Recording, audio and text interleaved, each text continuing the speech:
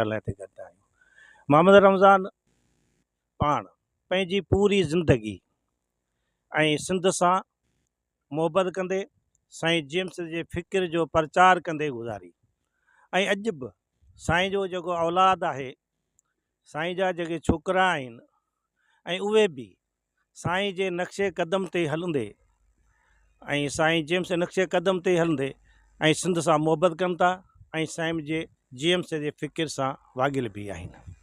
ऐं मूंखे साईं रमज़ान जी हिकु ॻाल्हि ॾाढी पसंदि ईंदी हुई, छो त शहीद जो जॾहिं ज़मीन ते मसइलो पंहिंजे बिरादर सां हो, पंहिंजे सौटनि सां हो, त आउं साईं खे चवंदो हुउसि खातो तव्हांजो, ज़मीन तव्हांजी, ऐं उन ते तव्हांजा सौट क़ाबिज़ आहिनि, तव्हां उते पुलिस जी मदद सां कब्ज़ो ख़ाली कराए सघो था। चई न, आउं फॾो करणु चाहियां ई नथो। ज़िंदगी साईं जेम्स जो जेको फ़िक्र आहे अदम तशद्दुद, उन जी प्रचार कई।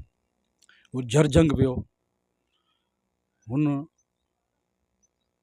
उते साईं जो पैगाम पहुचायो ऐं उन इल्मु साईं जेम्स जे जेके किताबनि जो ज़ख़ीरो, जेको साईं जेम्स पंहिंजी ज़िंदगी में 54 किताब लिखिया आहिनि, हू पंहिंजे पैसनि सां वठी ऐं असां जहिड़े कारकुन खे ॾींदो, हिन खे पढ़ो, जीअं वधि में वधि हू साईं जेम्स जे वेझो अची वञनि।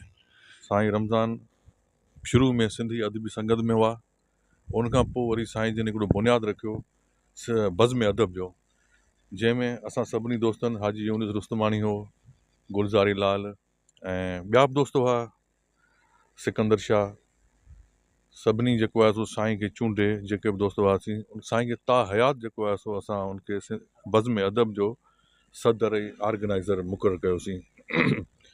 उन जूं तक़रीबन 100 सवा जेके से गॾिजाणियूं मुसलसल थियूं।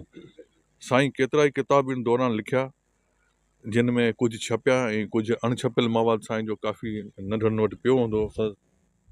जेको दोबारा जेको आहे उन जो भरपायो उन जो को बि मुतबादल नथो थी सघे असांजे इलाइक़े में। ऐं सम्झां थो हिकिड़ो सादगी पसंदि इंसान हो ऐं जेको मुसनिफ़ हो, अदीब हो, पंहिंजे अंदरि ई अंदरि ऐं सम्झां थो हिकिड़ो फ़िक्र हो, नज़रियो हो। ऐं उन नज़रिए जे विछोड़े ते ऐं सिर्फ़ु एतिरो ई चवंदुसि, उन जो ख़ाल हाणे भरिजणु तमामु मुश्किल आहे, पर हिकु अहिड़े माण्हू जो विछोड़ो थियो आहे जंहिंखां पोइ जेको असांजो इलाइक़ो आहे उहो इल्मी अदबी ऐं फ़िक्री लिहाज़ खां उहो तमामु उन खे वॾो हिकिड़ो नुक़सानु पहुतो आहे।